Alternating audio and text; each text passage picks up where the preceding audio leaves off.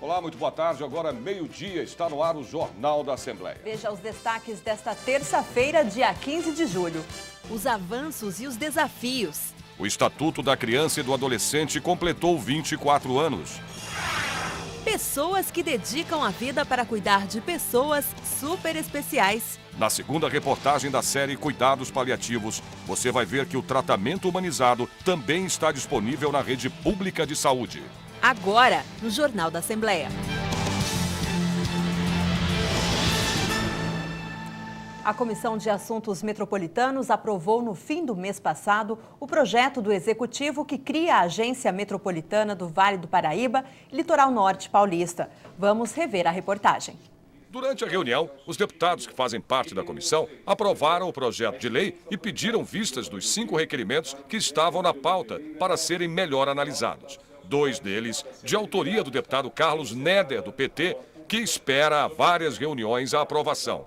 Com isso, perde o Parlamento Estadual, amesquinha o debate que deveria acontecer no Parlamento e, por outro lado, a população acaba saindo prejudicada na medida em que temas importantes, relevantes, acabam sendo bloqueados na discussão por iniciativa regimental, como é o caso dessa adotada pelo deputado Celso Giglio, de pedir vistas, mas que nós entendemos que não propiciam o debate como gostaríamos. O presidente da Comissão de Assuntos Metropolitanos, deputado Roberto Moraes, falou da aprovação do projeto de lei do governador, que dispõe sobre a criação da Agência Metropolitana do Vale do Paraíba e Litoral Norte e do trabalho que vem sendo realizado pela pasta neste semestre. Há 2 anos esse projeto tramitava, veio para a nossa comissão e imediatamente nós tivemos o parecer do relator e colocamos em votação. Em 20 dias ela entrou, já foi, já andou, já aprovou e agora caminha para as outras comissões temáticas aqui da Assembleia Legislativa. Mais de 1.120.000 contribuintes brasileiros amanheceram hoje com dinheiro a mais na conta corrente. A Receita Federal pagou o segundo lote de restituições do Imposto de Renda à Pessoa Física de 2014. Você aí, que é um desses sortudos, já sabe o que vai fazer com o dinheiro? Pois é, a repórter Viviane Cesarino está ao lado de um educador financeiro que vai dar as melhores dicas. Boa tarde, Viviane. Você está nessa lista da Receita, Vivi? Infelizmente não, viu? Como boa brasileira, eu deixei para a última hora, né, a entrega da minha declaração e vocês sabem, quem entrega por último acaba recebendo por último. Mas isso não me impede, assim, de sonhar com esses quase 2 bilhões de reais que os contribuintes que vão receber esse segundo lote da restituição estão recebendo, né, na conta hoje. Mas você sabe que eu achei que só eu tivesse problema para me organizar e acabei encontrando 2 exemplos, não só o educador financeiro que a gente vai conversar, mas também o Osmar Caldas, que é advogado, e parece que é um exemplo de organização. Como assim? Como é que você fez para aprender a ficar tão controlado? Me conta. Acredito que foi a dificuldade financeira anteriormente, né? Então hoje eu estou com 43 anos, na minha adolescência também era meio um pouco avoado financeiramente. Com o passar do tempo, eu fui aprendendo, fazer poupança, vendo as pessoas que tinham uma vida financeira, muitas vezes os ganhos eram até um pouco pequenos, mas eram felizes, e tinham poupança, viajavam, e aquilo foi me dando como exemplo. Então eu tive a felicidade de passar como procurador jurídico do município da minha cidade. Eu tenho um sonho de fazer um concurso público, concurso para magistratura, então eu me programei por 3 anos, hoje eu me dou o luxo de ficar 2 anos só estudando. Então eu estou muito feliz nessa parte financeira. Obrigada pela entrevista, boa sorte, obrigado. Viu? Mas olha aí que exemplo, é sonhar e poupar, né? Não tem jeito. Você percebeu que o Osmar ele tem um sonho, né? Ele percebeu que ele guardou para esse sonho, mas você percebeu também que foi na dor que ele aprendeu, né? Falou, quando eu era novo eu gastava muito, eu não poupava. Ou seja, nós temos 2 formas de aprender, no amor e às vezes na dor. E esse não é um modo legal, né? Na dor realmente é muito triste. E hoje nós temos 80 milhões de brasileiros endividados.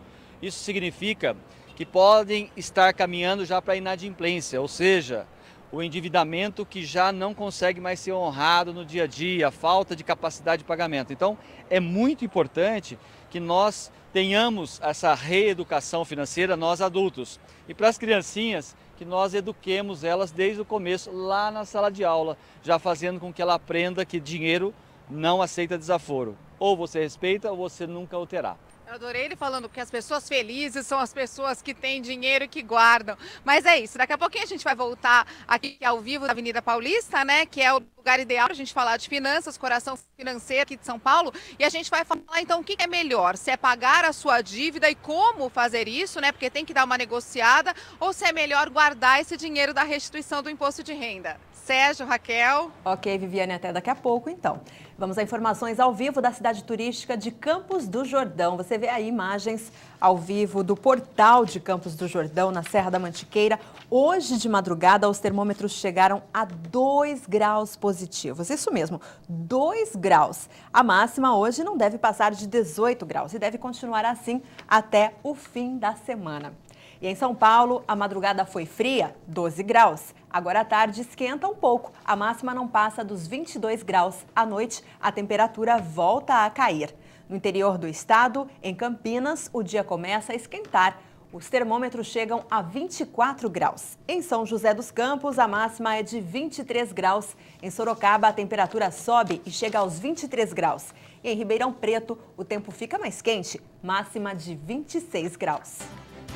Você vai ver a seguir, mesmo em recesso, a CPI dos pedágios se reuniu aqui na Assembleia Legislativa. Estatuto da Criança e do Adolescente há mais de 20 anos, ajudando a melhorar as condições de vida de menores em situação de risco. A gente conta este e outros detalhes depois do intervalo. Até já!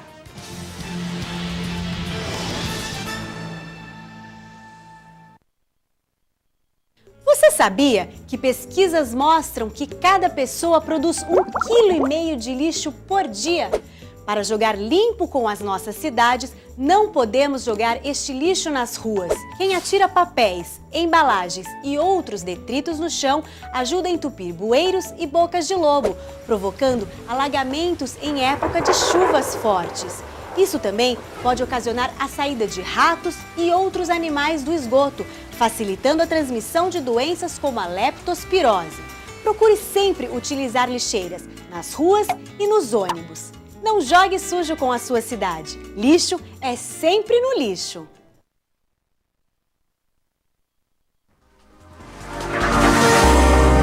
TV Alesp, a TV da cidadania.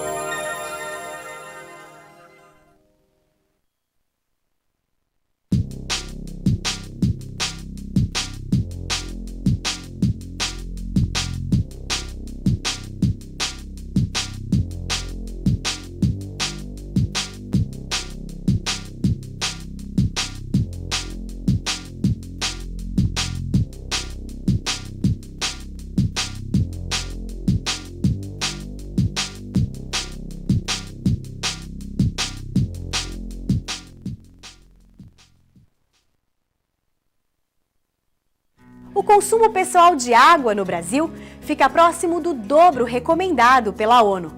Algumas atitudes simples podem ajudar a reduzir o consumo. Evite banhos longos, feche a torneira enquanto escova os dentes e não jogue lixo no vaso sanitário. Na cozinha, enxague de uma só vez pratos e panelas. Para lavar o carro ou a calçada, não utilize mangueira. Usar um pano e baldes com água pode reduzir bastante o desperdício nestes casos. E procure usar a máquina de lavar roupas no máximo 3 vezes por semana. Desperdiçar água é jogar fora um precioso recurso natural e também um gasto desnecessário nas contas da casa. Essa é uma campanha da TV Alesp a serviço do cidadão.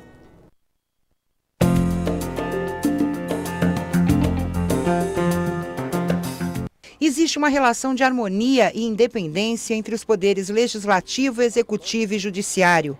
O princípio da separação dos poderes busca limitar as competências para garantir a democracia, impedindo que um poder se sobreponha a outro. A Constituição delimita o exercício do poder e fixa as competências de cada um deles. Ao legislativo cabe legislar e fiscalizar os atos do executivo. Ao executivo, praticar ações do governo e administrar a coisa pública. Ao judiciário, solucionar conflitos de interesses.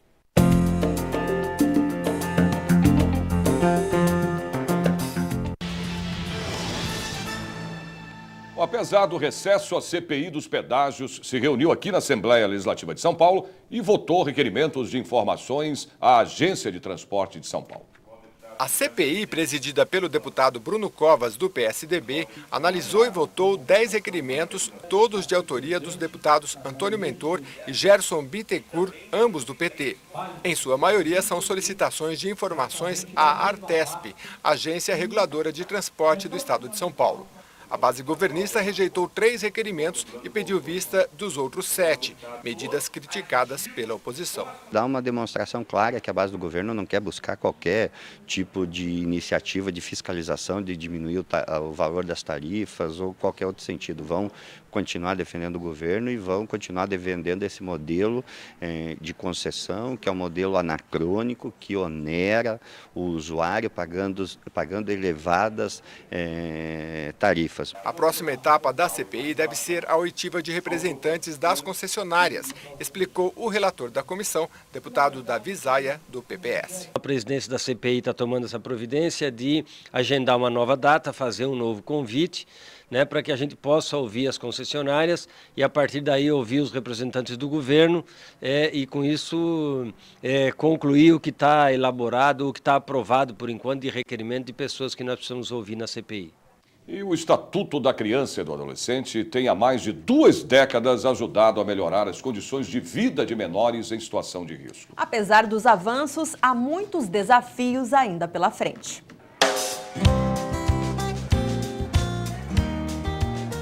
Não tem bolo de aniversário, mas tem comida de sobra para comemorar os 24 anos do Estatuto da Criança e do Adolescente. E é porque o ECA existe que esta turminha está aqui. 180 meninos e meninas de 6 a 14 anos frequentam o centro comunitário, mantido com verbas da prefeitura e com doações. Todos têm famílias, eles estudam na região central, eles são moradores de pensão, ocupação e quem consegue ter um poder aquisitivo um pouco melhor, consegue alugar kitnets. O centro comunitário fica no bairro da Liberdade, só que bem pertinho de uma região perigosa aqui de São Paulo, a Baixada do Glicério. Nessa região central, quando as crianças não estão na escola, ficam mesmo vulneráveis. Tem o perigo da violência, das drogas, podem chegar até a pedir esmola nos semáforos. Mas aqui, esses meninos e meninas encontraram o que o ECA, o Estatuto da Criança e do Adolescente, instituiu de mais importante: a garantia da proteção. Mostrando coisas diferentes, novos conhecimentos, que a partir daí eles possam fazer as próprias escolhas. Então eles vão ter conhecimento do que é bom, do que é ruim, e aí eles vão ter na mão deles, eles vão ser cidadão que ele pode escolher, ter a própria escolha no momento certo. Então a gente procura tirar eles do foco ocioso, Esse foco que é o meio período que eles ficam na rua. Então a gente traz para cá, fazendo uma demanda, essa mãe participa dessa demanda e os casos mais necessitados é feito a matrícula da criança, onde a gente tem aqui aula de informática, dança, fralta doce, artesanato. E o objetivo maior é de tirar eles da Baixada do Glicério, que hoje, infelizmente, está o grande foco das drogas aqui na região central.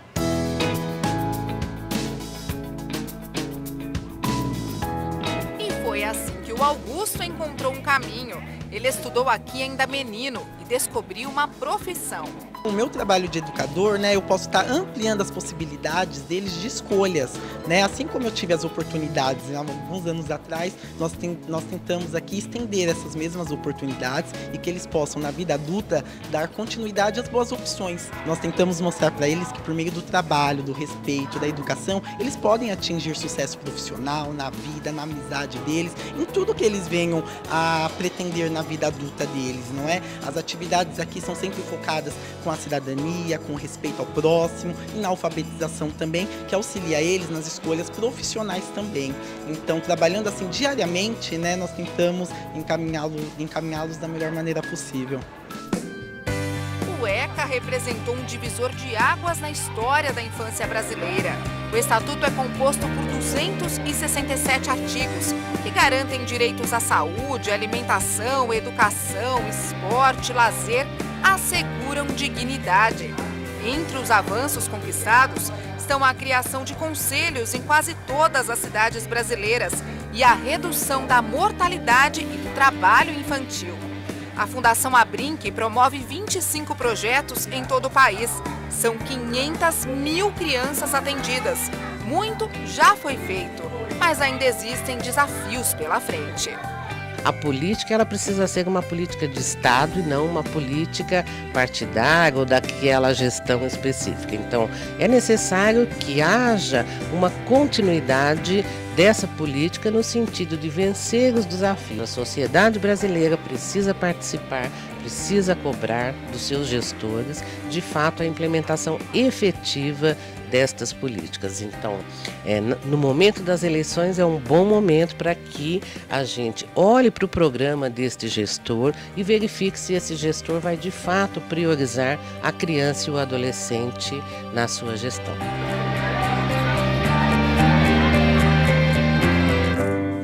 E vamos a informações do trânsito em São Paulo. Você vê aí a Avenida Paulista. Essas imagens são próximas ali ao MASP, Museu de Artes de São Paulo. Trânsito intenso, mas fluindo aí normalmente nos dois sentidos, tanto para o motorista que segue no sentido Paraíso, como também para o motorista que segue no sentido Consolação, parando mesmo só nos semáforos. Veja como fica o tempo agora à tarde no interior e também no litoral do estado. Em Santos, a temperatura começa a se elevar, máxima chega aos 26 graus. Em São José do Rio Preto, o sol brilha forte, 27 graus. Em Mogi das Cruzes, os termômetros não passam de 24 graus. E em Piracicaba, a temperatura máxima deve chegar aos 25 graus.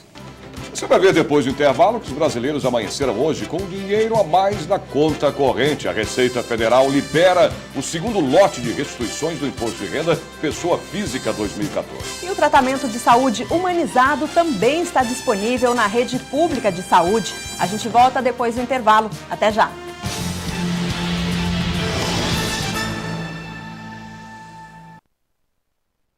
A prática de exercício físico aumenta a qualidade de vida e estimula a saúde.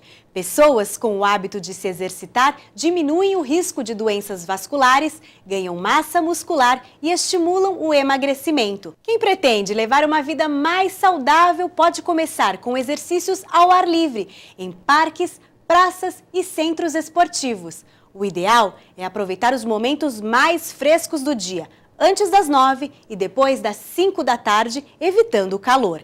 Use roupas leves e fique de olho também para evitar a desidratação, bebendo bastante água. O importante é contar com a orientação de um profissional adequado e ficar atento aos limites do próprio corpo para evitar lesões.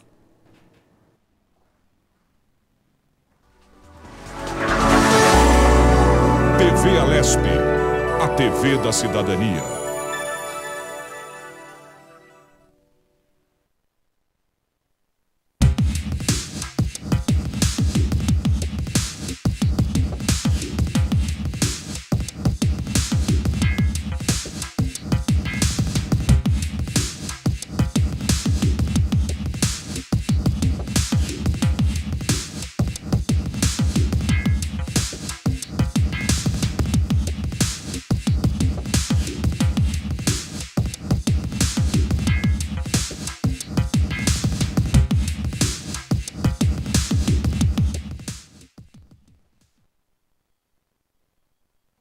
Os postos da rede pública de saúde têm disponível durante todo o ano a vacina contra o vírus HPV, que é sexualmente transmissível e pode causar doenças como o câncer do colo de útero.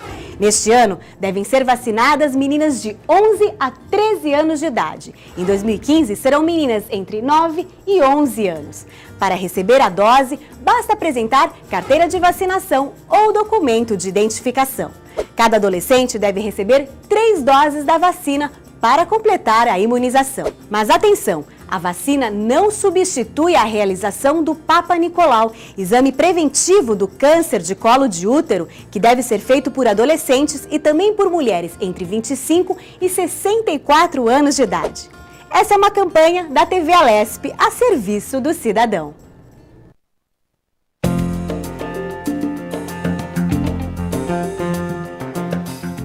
Faz parte da função do deputado apresentar projetos de lei, de decreto legislativo, de resolução e propostas de emenda à Constituição Estadual.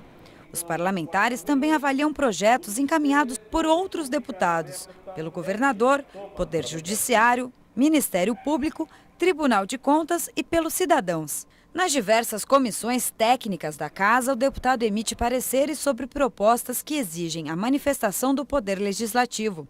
Pode também propor a criação de CPIs, as Comissões Parlamentares de Inquérito.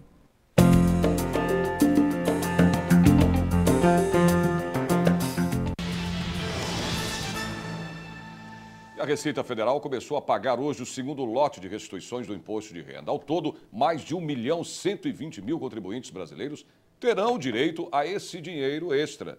Agora, o que é melhor fazer com esse dinheiro? Investir, comprar ou pagar contas? Nós voltamos a falar com a repórter Viviane Cesarino, que está ao lado do educador financeiro. Viviane, qual é a melhor dica?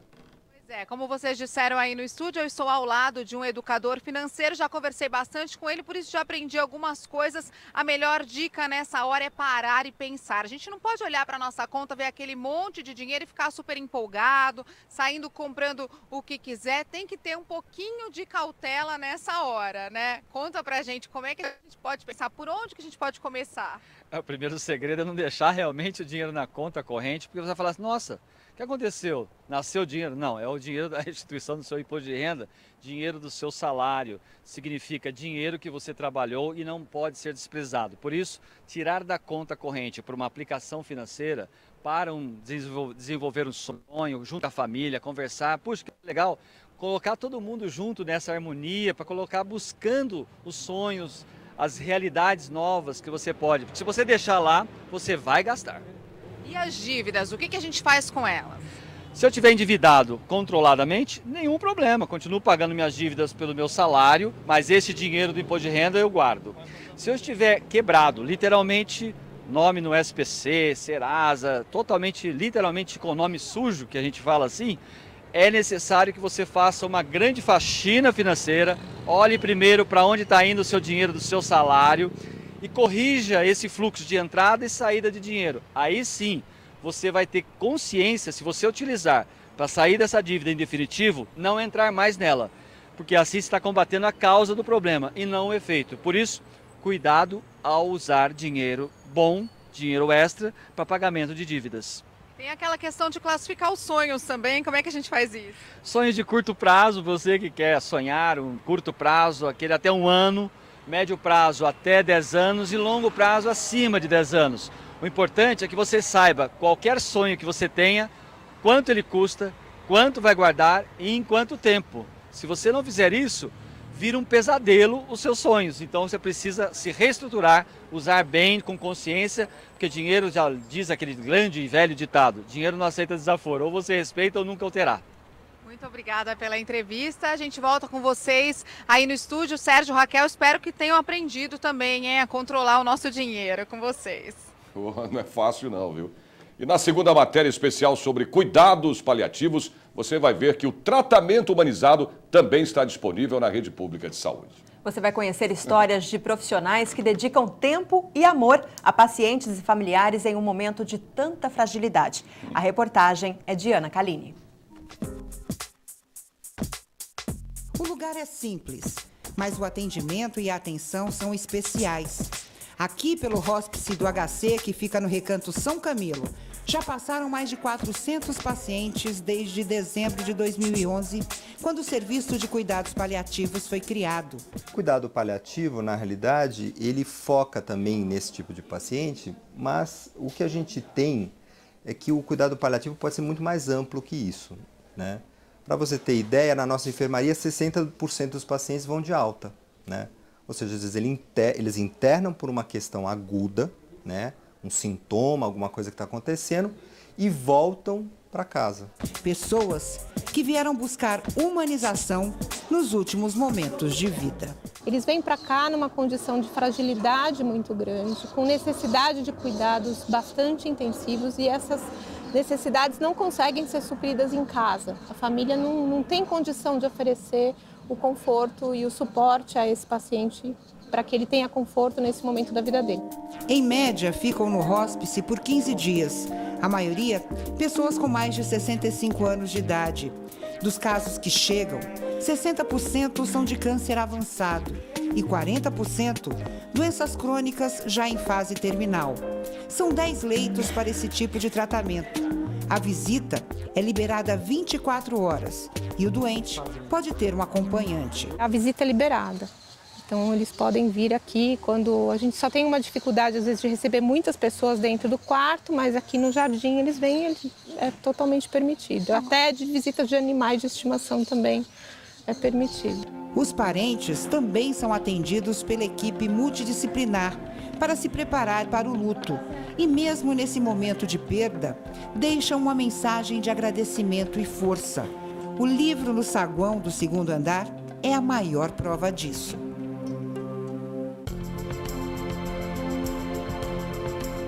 Um filho, no dia da morte da mãe, escreve: hoje ela se foi, está nos braços do Senhor. E agradece a toda a equipe do hóspice. Um mural também chamou a nossa atenção. São fotografias, lembranças de pessoas que já se foram. Umas já não estão entre nós na Terra e outras voltaram para casa. Porque, segundo a doutora Ana Cláudia, milagres acontecem sim. O milagre que a gente teve foi uma senhora que teve um trauma de crânio, uma queda, e ela era muito idosa. Então ela chegou numa condição neurológica extremamente grave aqui, ao passo que a expectativa de recuperação dessa senhora era praticamente nenhuma. Os dias foram se sucedendo, a manutenção dos cuidados, a atenção, o cuidado com a família, o estímulo com ela, né? A gente sempre conversa com os pacientes aqui e quer saber deles como estão se sentindo. E ela começou a responder e começou a manter contato e quis comer. A gente fechou a gastrostomia, ela quis falar, a gente tampou a traqueostomia, ela quis andar, a gente conseguiu fazer ela andar, ela foi para casa.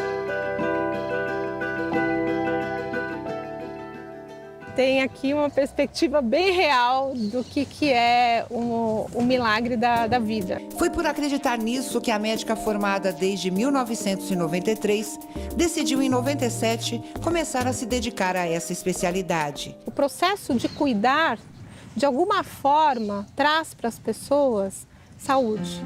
Doutora Ana é exemplo para muitos profissionais e estudantes de medicina. Marcela, Lucas e Nayan são quintanistas na Universidade de Itaúna, em Minas Gerais. E foi o vídeo A Morte é um Dia que Vale a Pena Viver que chamou a atenção dos jovens. Eu faço cuidado paliativo, cuidado de proteção. Cuidado de proteção contra o sofrimento. Ser carinhoso e ser educado com o paciente, acho que é mais isso. É o lado humano mesmo, de tratar o paciente de uma forma mais humanizada. A gente percebe também que essa maneira carinhosa, cuidadosa, com zelo pelo paciente, ela pode e tem que ser abordada com qualquer tipo de paciente. Não só o paciente que está no seu fim de vida natural. Os estudantes estão fazendo um estágio de 1 mês e com certeza aprenderam e ainda vão aprender muita coisa nesse tempo. A gente está aprimorando mesmo esse contato humano mesmo, de não ter medo de ter contato físico com o paciente, de se envolver com ele, que isso não tem problema nenhum e que deve ser assim, que o paciente se sente muito mais confortável, muito mais à vontade com todos nós aqui. Pensando na formação desses profissionais e em atrair o interesse deles, a médica também fundou em 2006 a ONG Casa do Cuidar.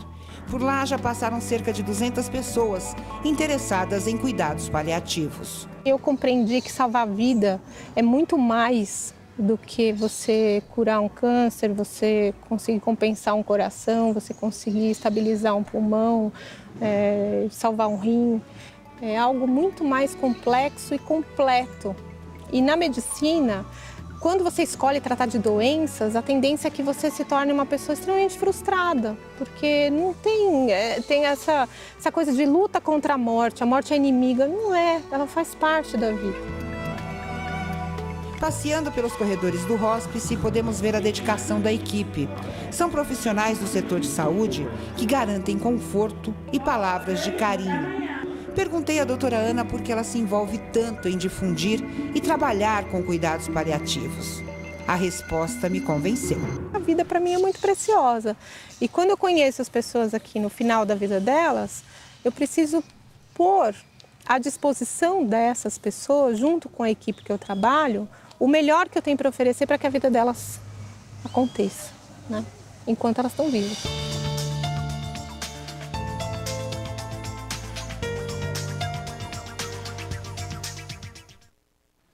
E na matéria especial de amanhã sobre cuidados paliativos, você vai ver que um projeto de lei pioneiro no país quer aumentar o atendimento na rede pública de saúde no estado de São Paulo. Vamos a mais informações do trânsito na capital. Você vê imagens ao vivo da Avenida Brasil, na Zona Sul, aqui de São Paulo, próximo aqui ao Palácio 9 de Julho da Assembleia Legislativa. O trânsito é bom neste momento na região, fluindo normalmente. O motorista não encontra nenhum tipo de complicação, pelo menos nesse trecho. A temperatura se eleva em boa parte do estado nesta terça-feira. Em Franca, tarde de tempo encoberto e quente. Os termômetros chegam aos 24 graus. Em Bauru, a temperatura se eleva, máxima de 27 graus. Em Limeira, a temperatura máxima não passa de 24 graus. Em Marília, os termômetros ficam na marca dos 25 graus. O Jornal da Assembleia termina aqui. Nós voltamos amanhã a partir do meio-dia. Uma boa tarde para você. Uma boa tarde para você e até amanhã.